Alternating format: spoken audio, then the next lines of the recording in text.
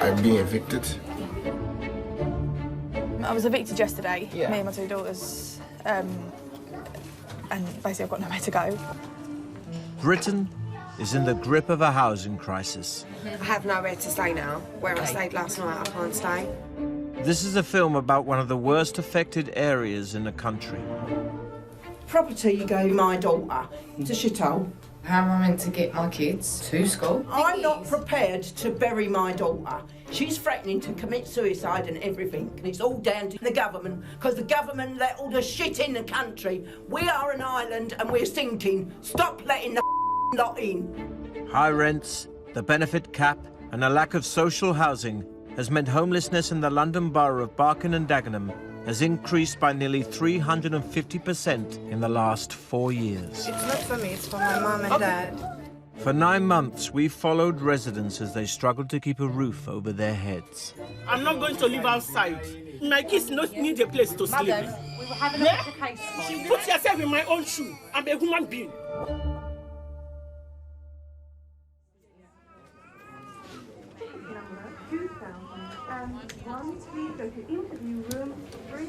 Number 10? Yeah. What can I do for you? Basically, What's somewhere to live? yeah, We got evicted. I'm homeless and I've been sofa surfing at a friend's house and I'm pregnant. You need to bring your pregnancy book. Can you make sure you list your last 5 years' address history, OK? We have an absolute torrent of people that are being evicted. Rents in Barking and Dagenham are through the roof. And so the demand that we have for social housing just really outweighs the supply. This way, please. Number 14. We're a housing option service without any options. At the moment, I'm sleeping in my car at the moment. I've got no other choice. We won't put me in temporary housing because I'm not priority, apparently. Barking and Dagenham Council's housing office is the first port of call for residents facing homelessness. To be offered accommodation, applicants are assessed according to very strict criteria set by law. I've got 2 kids and I can't just go out on the streets again. We need to look into this, so... This means housing officers can only help the most vulnerable. We need to be satisfied that you're homeless. Today I'm homeless and you're telling me you need to look into the case. Well, that's the law. And so we do our investigations and we have to do them thoroughly. There's 5 criteria that you have to meet to be eligible for assistance, and you have to meet all 5 of them. So it's a bit like the Grand National. If you fall at one of the hurdles, you're not finishing the race. So it's Lynette. Yes. Right, Lynette, my name's Simone. I'll be doing your assessment today, OK? Okay. Are you actually homeless? Yes, I've kind of been staying with my boyfriend. OK. Well, she can't stay at mine no more either because my landlord is giving it to me in my neck. OK. 21-year-old Lynette is struggling to afford to rent by herself after recently losing her job. You've not got any income at the moment, Lynette? No, I've literally just lost applied for job seekers? Yeah. Right. We need to look at priority need. And a priority need can be because you're pregnant or you've got a physical or mental disability that means that you would be less able to fend for yourself than an ordinary person if you were on the streets. When my father passed away, when I was 9 years old, I wrote a suicide note then, which is quite odd for a 9-year-old, but they figured that it kind of affected me. And then when I was 13, I was self-harming and I had an eating disorder.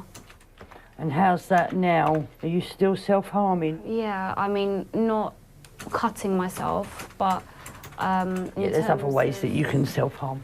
With the paracetamol overdose, that's happened more than once. OK. Right, bear with me a moment. I'm just going to go and speak to the team leader with regards to your case, and I'll be back shortly. She's been suffering from depression, which on its own is not enough of a priority need. But she's attempted suicide recently. And it was quite a serious attempt. In order for a homeless applicant to be offered assistance, housing officers must get the approval of their managers. Rich, this one, I think we're going to have to place her. Her medical's not that brilliant, but her suicide attempt was quite serious. 4 days she was in, and really high levels, and she took a massive overdose. Normally, I would look at it as chasing a priority, but that was a big overdose. I don't think that was chasing a priority. But they kept her in for 4 days. She only got discharged yesterday. So, apart from the attempted suicide, that's the only thing that's really... It's the only thing. There's no other medical apart from the attempted suicide. Well, she's tried to kill herself. So... Well, she's attempted, not tried. I am convinced that that was a serious attempt.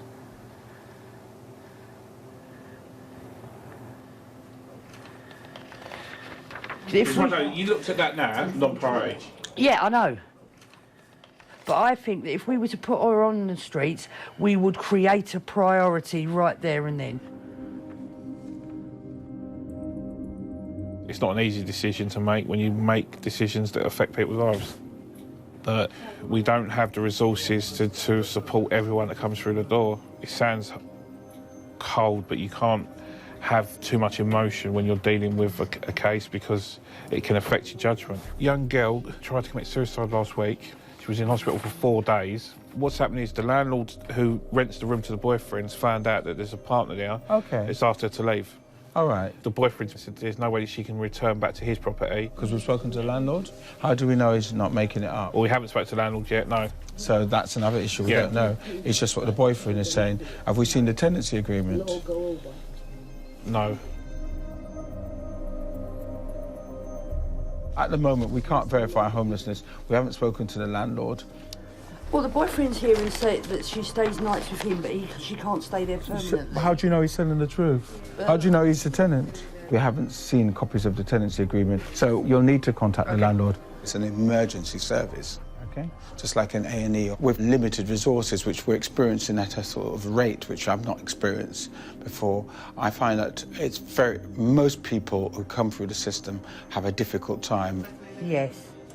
I don't think it's an experience many people would choose to pursue. All right, lovely. Thank you very much. Thanks.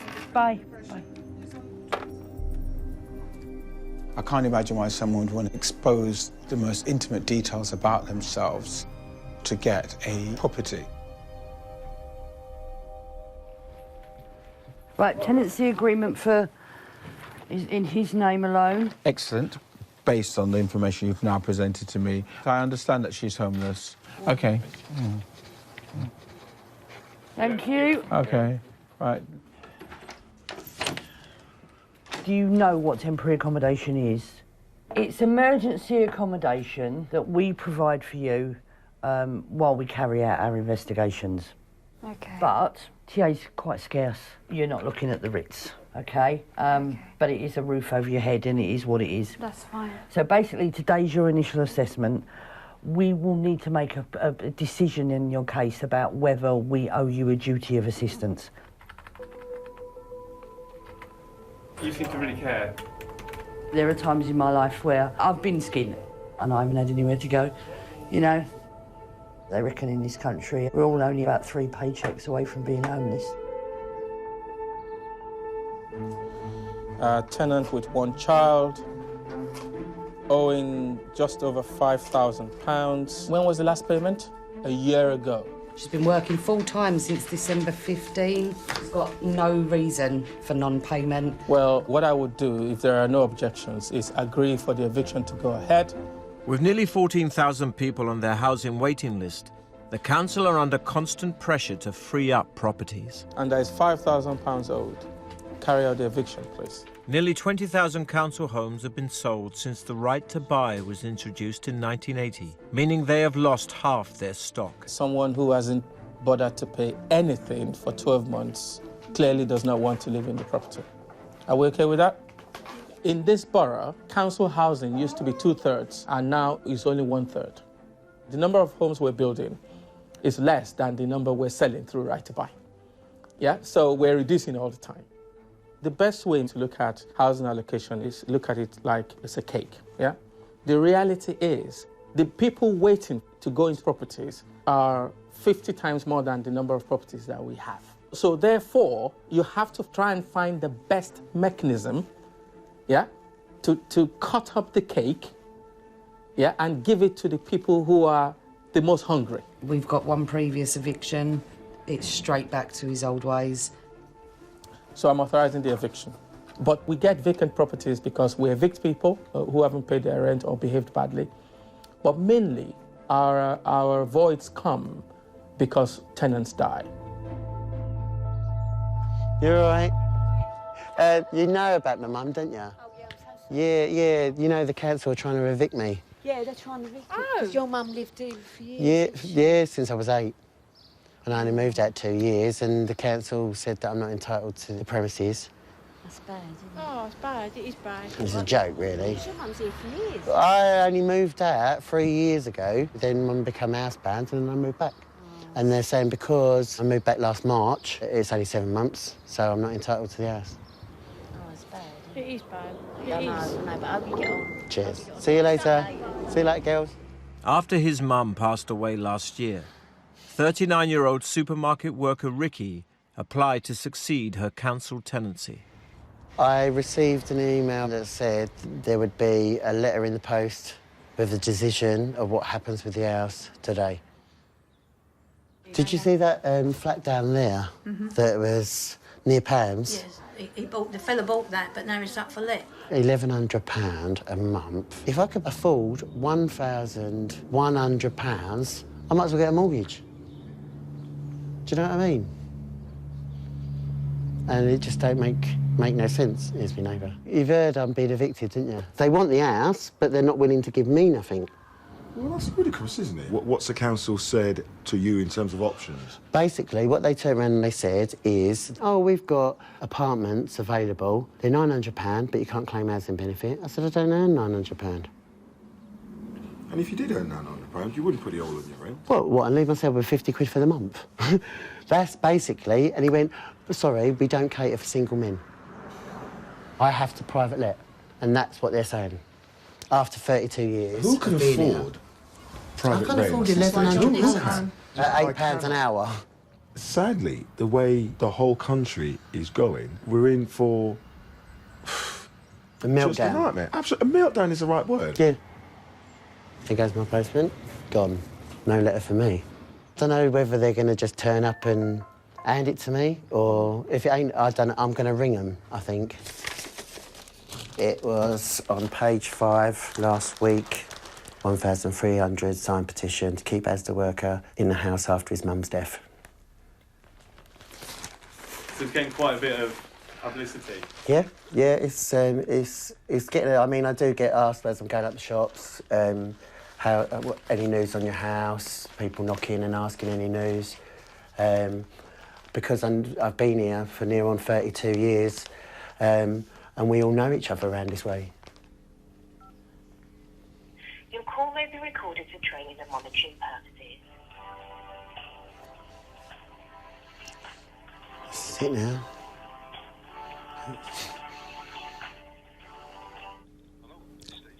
Hello, Steve. Hello, mate. This is the one that you've applied for the succession? Yeah, that's correct, yeah. Right. As far as I can see, it's been declined. It's been declined. Yeah. Is it something about how long have you been living in the property? Well, 32 years. What, sorry? 32 years. Right, okay. So, bear with me. Let me just place you on hold here.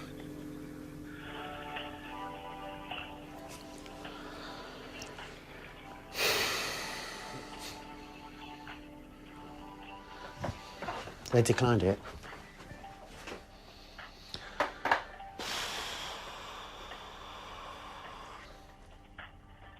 Hiya. So what's the next step now? I'm going to be evicted from my family home. And I've got nowhere to go with no money.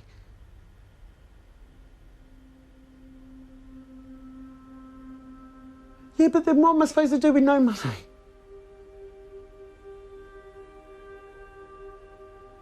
I can't afford to private rent, and I can't...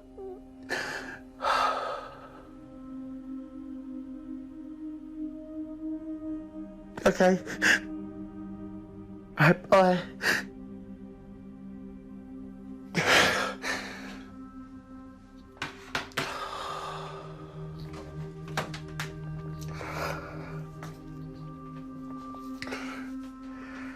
I don't know. I don't know what to do now.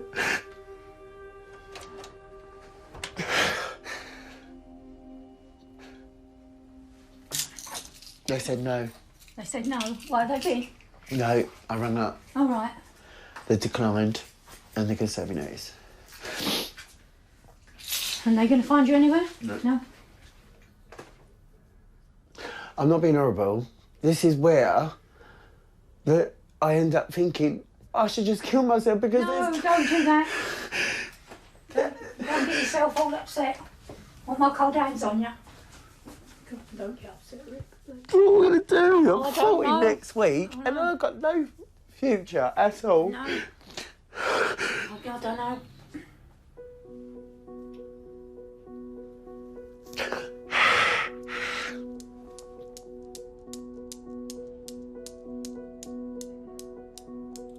Now, this chap is single, is able-bodied, is in employment.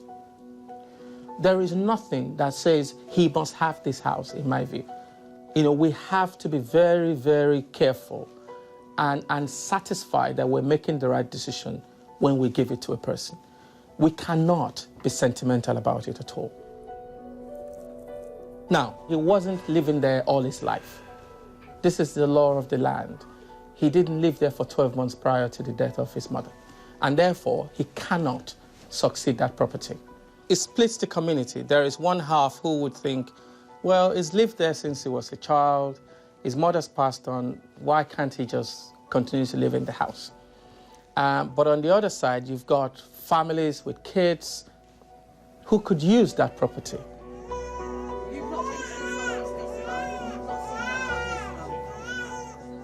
So where have you been staying for the last couple of days? I've been in hotels with baby. It's not been ideal, obviously. You have to wait till late to get them at a decent price. The reality is, there's a housing crisis, and it's not helped by the massive reduction in the monies that's going to be available to the council. I'm in one bedroom, basically, with 4 people, 2 kids. The government, I think some local authorities are spending more on housing than they should do, and they should operate more like a business. And if they did, and they saw it as their own money, perhaps would they spend as much? You can no longer be on our waiting list. For one, you have no need for housing. Because if you're being hardcore and saying no to a lot more people, you're going to spend a lot less money. Good morning. Good morning. So what brings you here today? I need somewhere to live. 54-year-old South African Jane came to the UK 12 years ago to work as a special needs teacher. However, since losing her job, she can no longer afford her rent and is now homeless. Are you currently on any medication? I was in a very severe car accident. Okay, yep. 2010, and my writing skills have totally just disintegrated after that. Right. Next Friday, I've got to go to the memory clinic for the feedback on the assessment they did on me. So is that to see whether or not there was any damage to the brain? Yeah.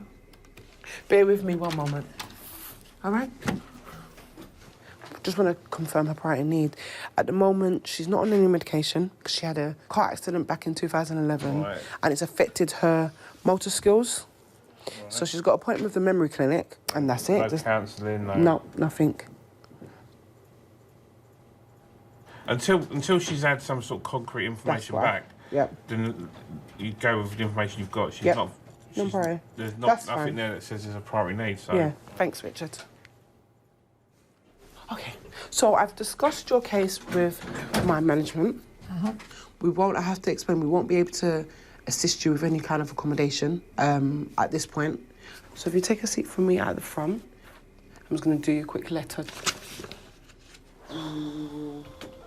You need to have something wrong with you to be able to qualify for housing, not just be homeless, which is crazy. Because homeless is homeless. What's your date of birth? The 12th of July, 1961. Most people are reliant on friends and family. What happens to the people that maybe don't have friends or family? They become street homeless. For the people that are street homeless, we give out lists of homeless shelters. It's their only option.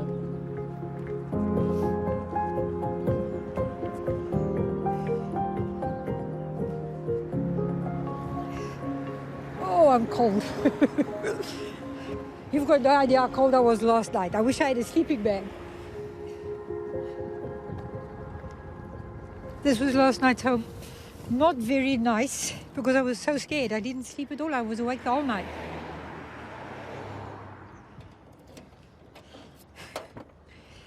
And the worst part was not being able to go to the bathroom.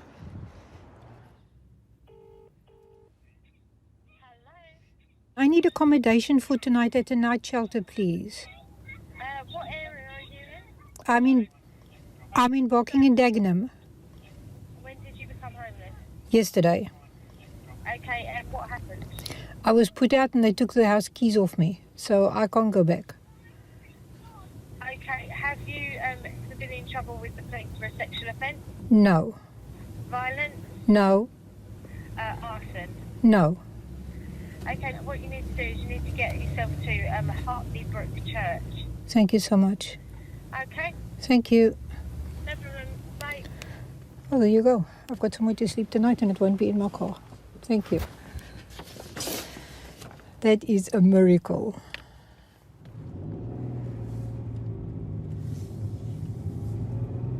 I'm very aware of how little petrol I have in my car. I really didn't see this coming since I've lost my job. And my priority has gone from being able to contemplate buying a property to I've got one need. I need to be able to feed myself and clothe myself and have a bath so I don't smell. That's more important than thinking of buying a house.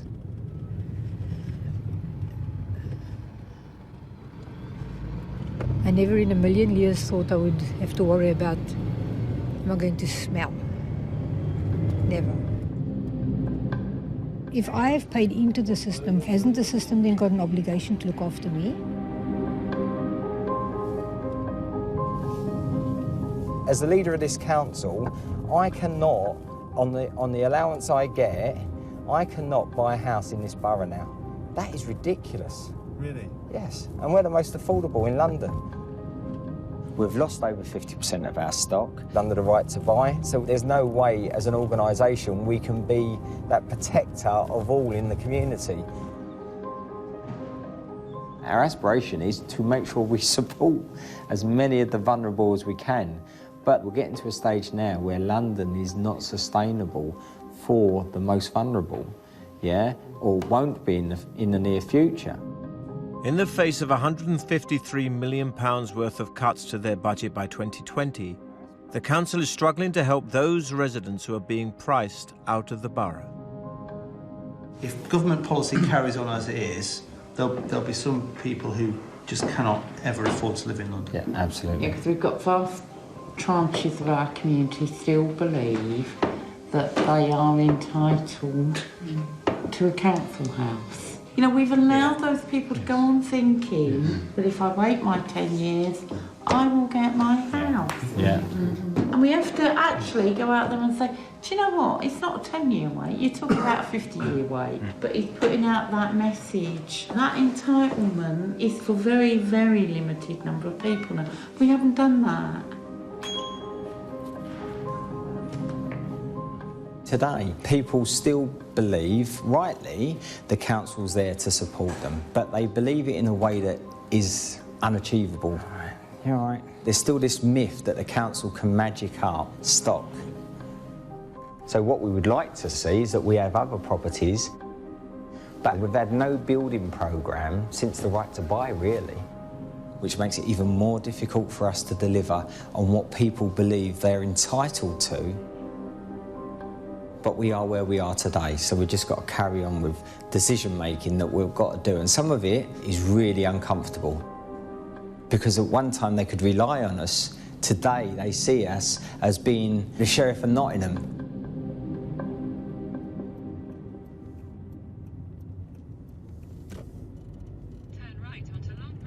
I'm hoping I won't have to sleep with people who are drug users, and I'm hoping I'm not going to have to sleep with a lot of men in the same room. But a part of me thinks maybe sleeping in my car would be a better option than sleeping with strangers. I don't know.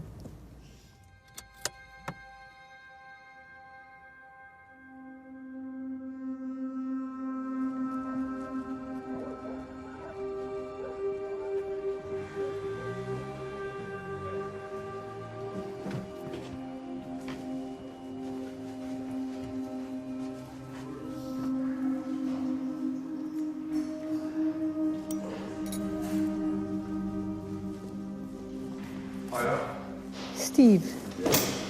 I'm Jane. Nice to meet you. Cold hands. Say yes, I am cold. Can I just take your name, please? Oh, you get a mattress. Okay. Obviously, lights are out at 11 o'clock. Do you smoke? No. That's good. Yeah, lights are out at 11. We're up at 6:30. Okay. Put the bedding away, have breakfast, leave here by about 7:30. Okay. All right, and then you do what you do during the day. Dinner will be just after 8. Just something to eat, yeah? Thank you. All right, no worries. Just make sure everyone's good and safe and make sure there's no drugs, alcohol, fights. Not that I'm a bouncer at all. The Hope for Barking and Dagenham homeless shelter is funded by charitable donations and run by local churches, but it's only open for the coldest 6 months of the year. Thank you. That's not mine. No, have you got bedding? No. Right, that's yours now. Oh, thank you. However, with an increase of nearly 350% in homelessness, they are coming under increased pressure to remain open all year round. There's one pillar. Thank you. Use that side, it's a bit grubby. The majority of people that come through our doors have been told they're not priority need by the council. These people are tired. They're tired and they're sad and they're desperate and they've had so much rejection. If ever anyone needed a lesson in patience, it is in these circumstances. I completely and utterly understand. Why did you leave the property? Because I couldn't afford the rent. Okay. But what shocked me was when one of the women from the Havering Council said to me, but you intentionally made yourself homeless. Unfortunately, yeah. It's incredibly easy to make yourself intentionally homeless. The council has guidelines. From what I've seen, the person on the other side of the desk with their criteria isn't trying to find ways to help you or reasons to help you. They're looking at it the other way. They're trying to go, OK, what here means we don't have to help you.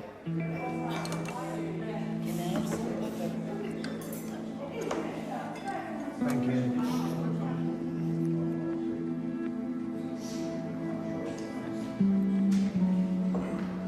Not knowing what it was going to be like before I got here, I was scared. But I will sleep well tonight.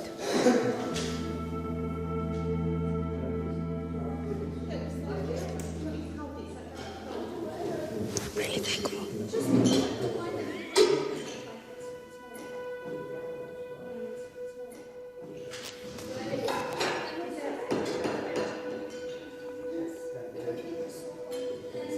I don't have to sleep in my car tonight. I was really scared last night.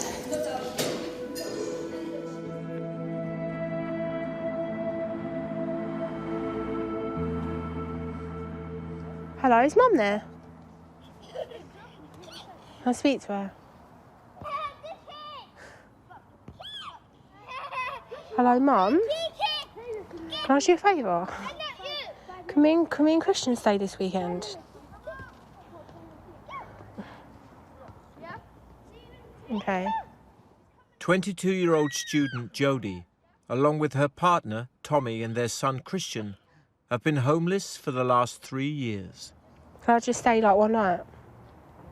Okay. Bye. She said she'll think about it. She's been a bit difficult today. Hands are freezing. This all started when I was living with my mum and I was sharing a room with my little brother. He's special needs and he's got behavioural problems. And I found out I was pregnant and I didn't want to get rid of the baby. My mum kept me for a little while and then she said to me, look, I'm sorry, but I can't keep you here. Let's go then. We've been sofa surfing since about 2013. Every single day it's about like, where am I going to stay tonight? What's there? Big house? What we do is we stay with friends and family. Do you want to see Grandad today? No!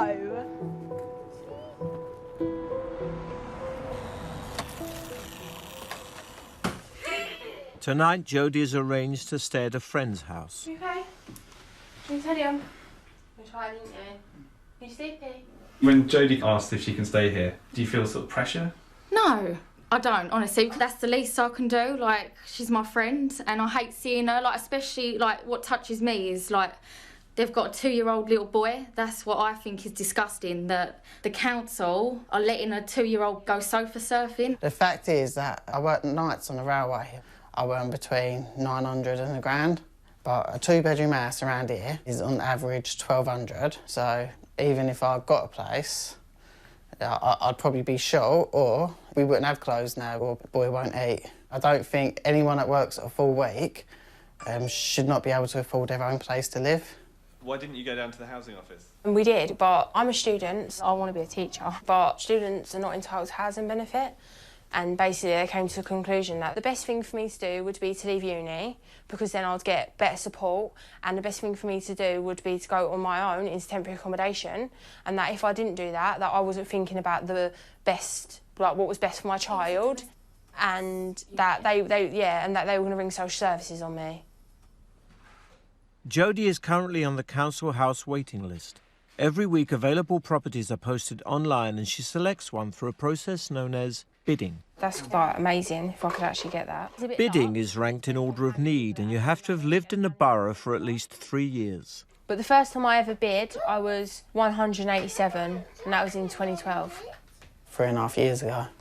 To get the property, she has to finish first. I'm 12 at the moment, which I think is quite good, really.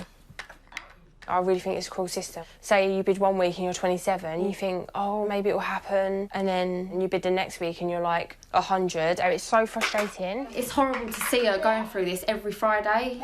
All she can do is hope. Yeah. Cheers. Cheers.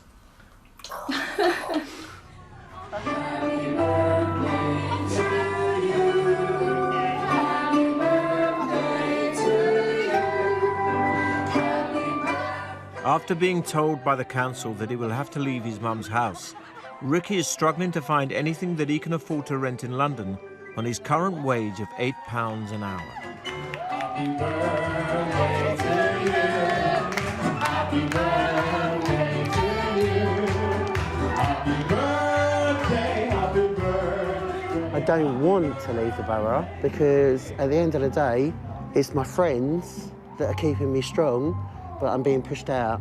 I think it's disgusting, to be honest, because not only has he lost his mum, but he's also lost where he lives. Since the community in Borough and Dagenham, it's gone. I mean, we used to have carnivals and all sorts, and there's none of it anymore. Do you think Ricky will be all right? No, I don't think. I think if he gets pushed out the borough, I don't think he'll be all right at all. I can see that I will probably end up going to his funeral before long, to be perfectly honest.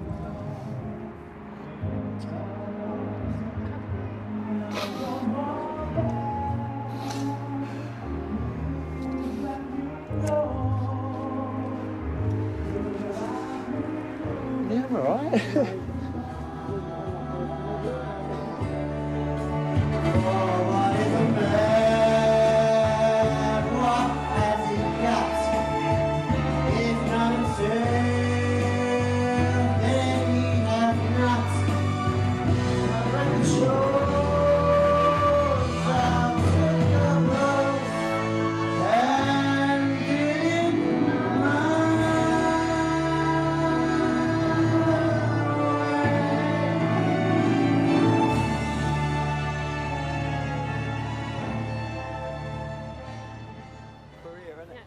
Like many councils across the country, Barking and Dagenham are in the process of redeveloping their poorer quality council estates.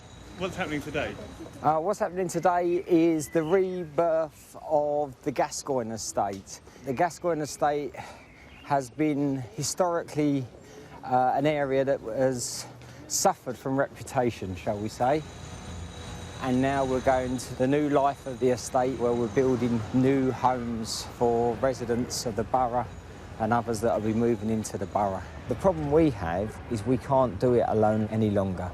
The government has capped the money we can borrow, so we've got to do it in partnership with partners in the private sector. Can I ask though, is what you're talking about sort of gentrification?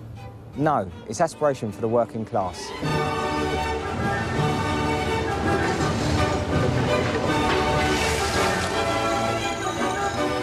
We are on the threshold of a dream. We're looking at it out of the window. By the time we've finished, there'll be 1,575 new homes, and it's my privilege to welcome you here today for this official launch of the transformation from Gascoigne East to Weavers Quarter. So I welcome you all to that threshold. When you look at it on paper, you don't necessarily think about parking. So when you look at it on a map, you are like, what, 20 minutes from the city? Yeah, exactly. So it's up to us to take the opportunity and make the most of it. Yeah. But do it in a way where all the residents can benefit from it. So who ultimately will this new development benefit? It will benefit the majority of the community. People that are working, people that want to aspire. But the truth is, though, that means the most vulnerable, the most severe needed, the people not working, the people on the minimum of benefit, we won't be able to house them on this sort of product.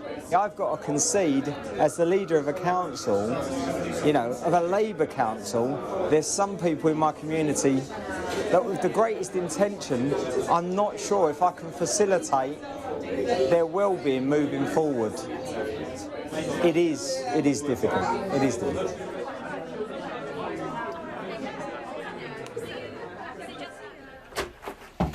Hello, you alright? How are you doing? Just going to, I've had to turn the dinner down. Oh, you sorted John's dinner out, yeah?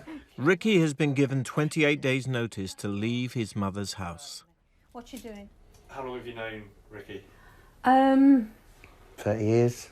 30, 28 years, yeah, 29, 30 years. You was up the road in school, weren't you? With John. John, that's my son. Yeah. Yeah. He still lives with me. How long has he been with you, Linda? All his life. Yeah. He's 40. I was told that once anything happened to me, he couldn't keep the house. He couldn't afford to move out? No. Doesn't earn enough.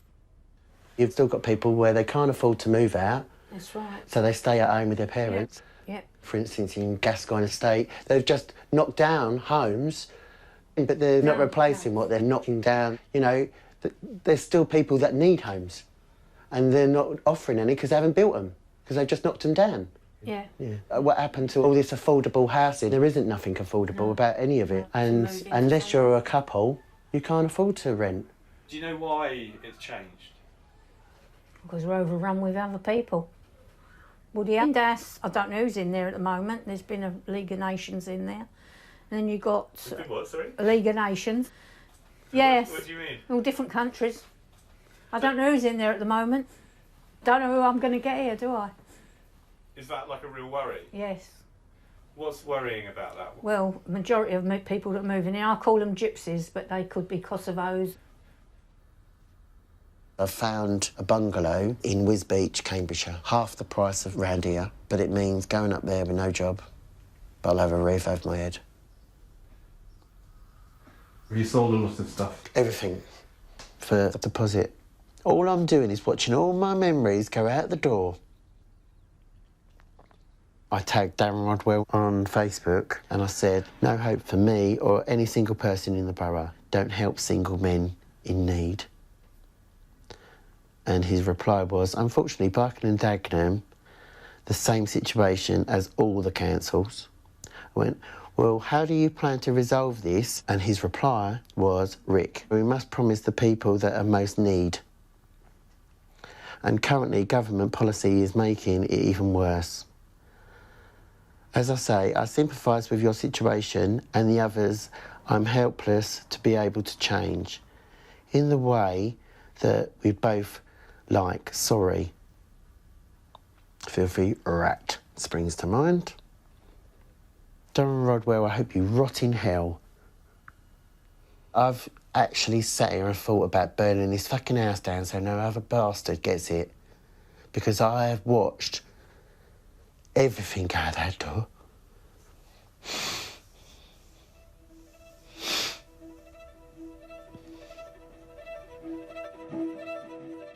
What's that? It's not hostile, is it? Because you said yourself the hostels weren't good for children, and I've got 2 kids and I'm not putting them in a hostel. It's not fair on the children. The children are crying at night because they don't know where they're going. Mad, because at the minute they're on everyone's sofas. I pick them up, they don't know where they're going now, so you're telling them they're going to go somewhere else, or somewhere they don't know, where they're not going to see their family or anything. I'm not putting my children through that. Not at all. They need to be in the borough, even if it is a house or anything in the borough, it needs to be in the borough. Please, try your hardest. You know, people that actually come from the borough don't seem to stand a chance. No, if I've been in this borough so long, I should become first rather than somebody that just walks in and says, I need a house. I've lived here, I've lived in Dagenham 45 years, and the face of Dagenham has changed so much. Really? Yeah. And I'm frightened to say anything because I'll be thought of a racist if I say what's actually happening. Lots of people will say here there's a housing problem because they give them all to immigrants. Yeah. I get really angry when people spout a load of drivel at me about the sooner we pull out of the EU, the better.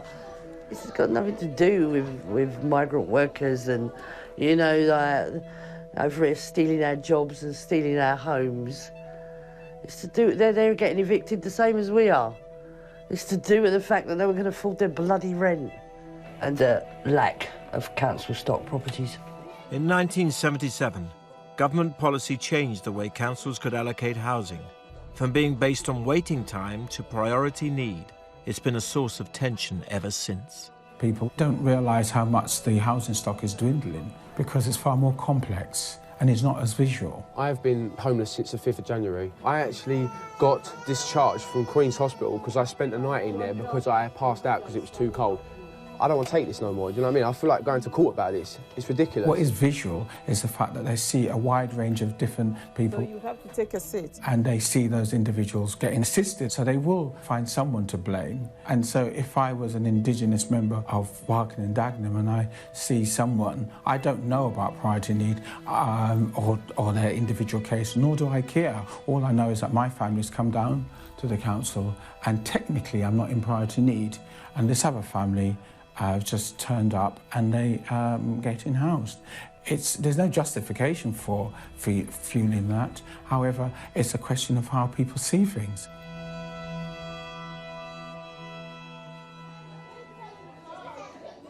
"21-year-old Lynette was placed in emergency temporary accommodation after an attempted suicide. Here we are again. She's back at the housing office to find out if she qualifies for long-term housing. She's here. They've let me know on reception that she's here to see me. I asked her to come in today. And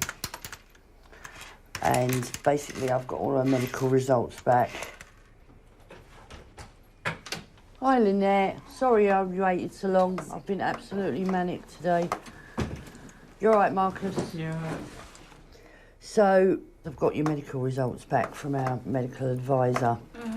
And it isn't what we hoped for. It says that they don't recommend any housing on medical grounds. Just because I think at the moment, Lynette, that you haven't been seeing your psychiatrist enough for them to do a conclusive diagnosis on you, okay? You've got the right to request a review of it, okay? You can say that you don't agree with my decision and ask for it to be looked at again.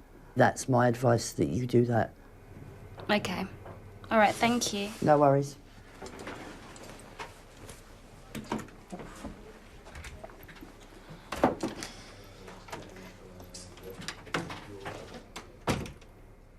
I think is disgusting. How dare you make a decision when you haven't even seen me face to face? These people don't know me. They know what they see on a piece of paper. I've been discharged from hospital for trying to kill myself. I think that's enough to demonstrate there's a problem. Like, I genuinely do have a mental health issue and I can't even get evidence to get help. It's just mad. I just don't know how, I don't know why they're doing this to me. It's appalling. I came into housing to house people. I didn't come into housing to make people homeless, but I can only do what the law will allow me to do. You have to be quite unemotional because otherwise you'd be an emotional wreck and you wouldn't be able to do it. You know, there are so many people that walk through the door and you go and say, what, so I'm supposed to be homeless then? And we have to go, well, actually, it's not against the law.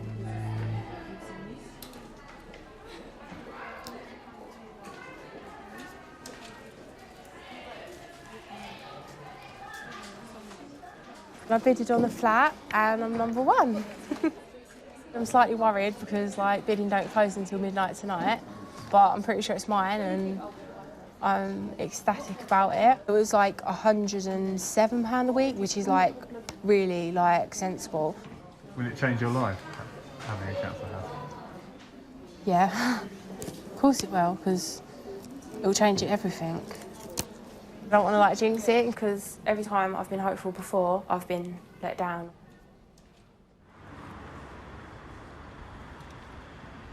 The first night I'm going to be so happy is when I put my son in his bedroom and he's got his bed and he's all sorted, and that is literally, that's it really, I want that.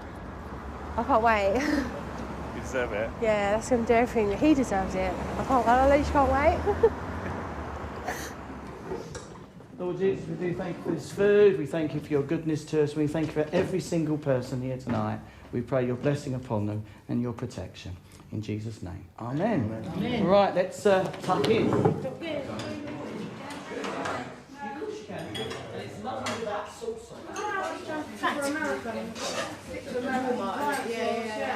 That's for the little girl that is in the filling wheel. What sort of job were you doing? I'm a special needs teacher. Okay, wow, really? I know, I love it. Wow. After being turned away by the council, Jane has been sleeping at a homeless shelter run by local churches. Thank you. Currently, they only have the funds to remain open for a few more weeks. You got that John Smith house? But I'm not a priority. You're not priority? Well, yeah. I've heard that before. But I am a priority. We all are. I've been in this position as well. I know what you're going through.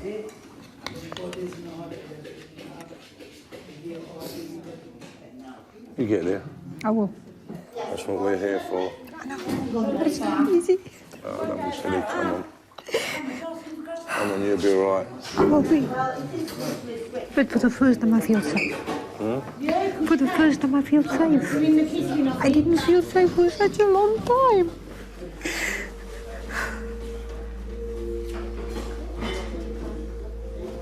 You'll be all right.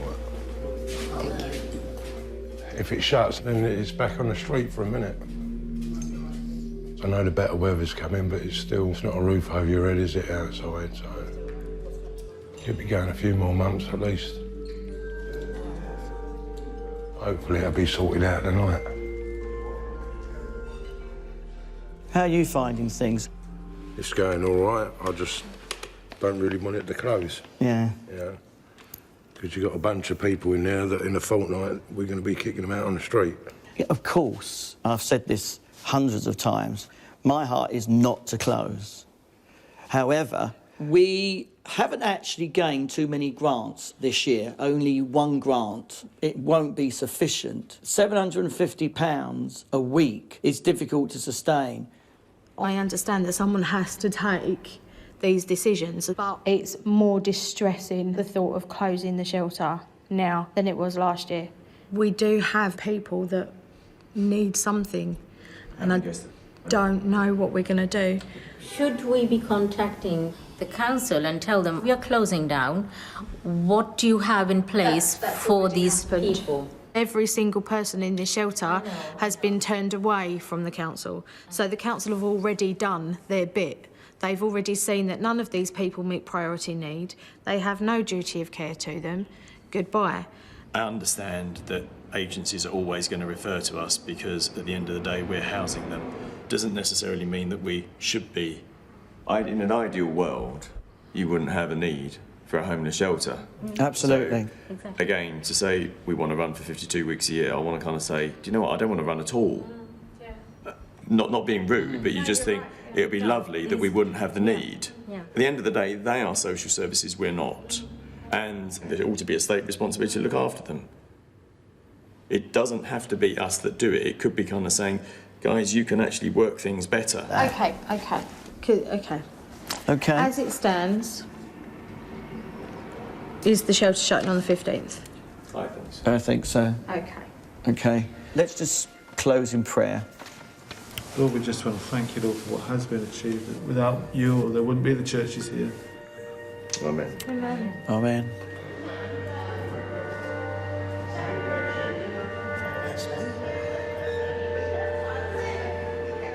The bottom line is money. I'm disappointed, but I'm more concerned for the people that are left, because you can't just expect them to all suddenly disappear.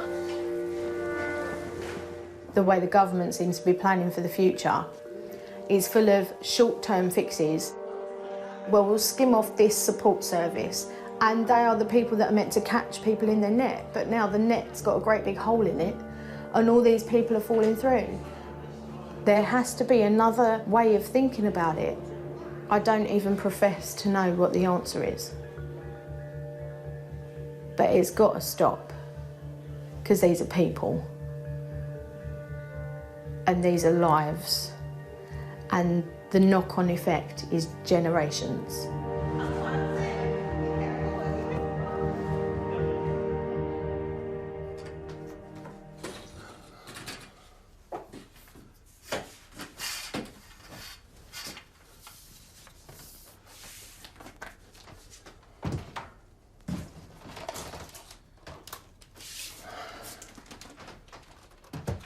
This was my mum's room. Now, look at it. An empty shell.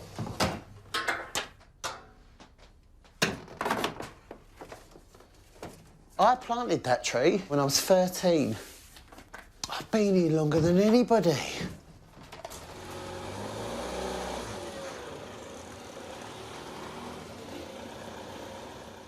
This is all my mum's photos. There's me. Known him a long while. So sad. Will it be the same without him? No, no. Let's hope he'll be all right up there anyway.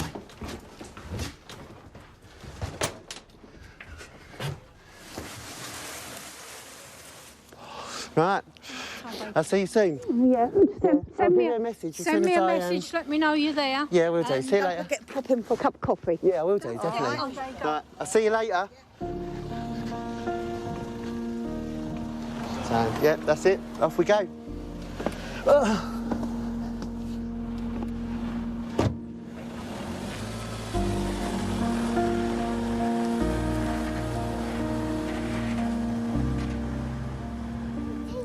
leave that. You're coming with. Do you want to come and have a look? Yeah? Can I hold my hand? You want to see your bedroom? You're going to walk up like a big boy? Yeah. This is the front room. Do you like it? We ain't got to worry about anything anymore. Christian's got his own room and just we've got a home so we can be like a proper family. Christian, do you like it? Yeah? Yeah? Okay. Go. There's the keys. You need home. A smile. Yeah, I'm happy. I've been waiting so long. You have.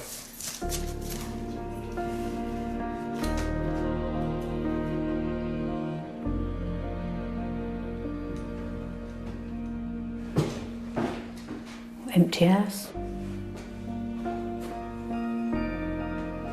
Knew him for a long while.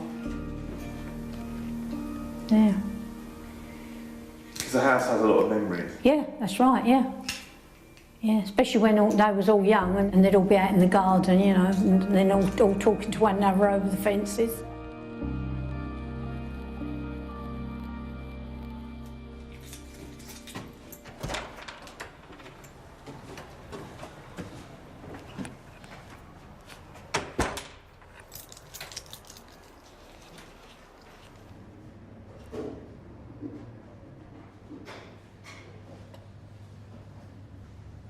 My family, when they found out I was staying in a shelter, were really upset about that.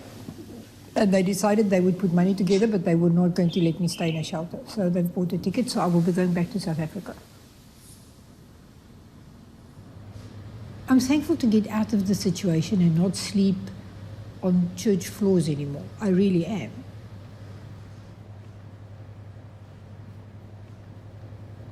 And I know when I get to the airport and I get on that plane, I'm going to bawl my eyes out.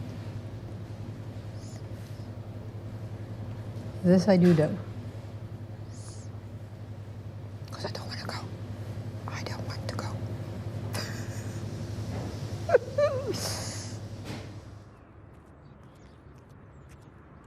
I know they feel that they have a duty and a responsibility to look after me.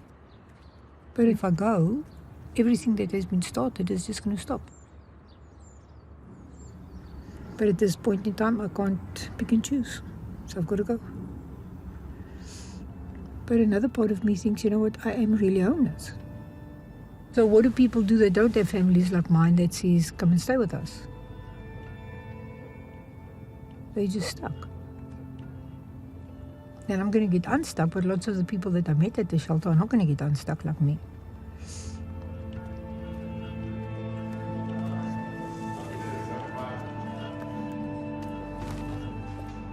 I think it's gone abysmal over village. What do they do? Where do they go? They've got problems. They haven't got the money for anywhere, have they? Vulnerable as well. Oh, of course they're vulnerable. It's all right for those at home snuggling in their bed. They don't give a toss, do they? They're being popped off into nothingness. Well, It must make them despair, mustn't it? Don't see how they can do it. I really don't.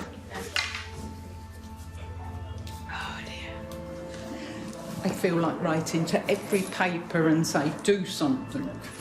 We can send millions of pounds abroad, but we can't look after our own. Shocking, shocking, shocking, shocking. Oh. Are you sure you're going to be warm enough like this?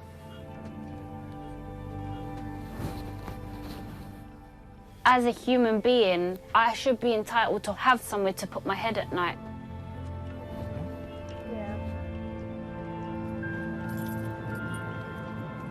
I used to judge people. I used to see people in the streets, so I was thinking, why can't they just get a job? Why are they sitting there? Why can't they go to the council, you know?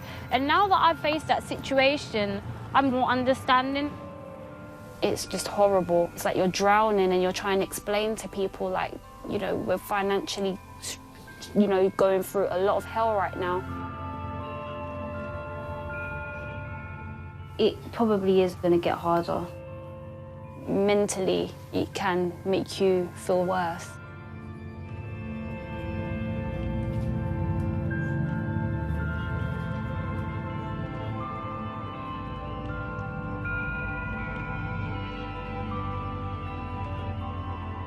See you later. Bye, guys. Take care now. Thank you very much.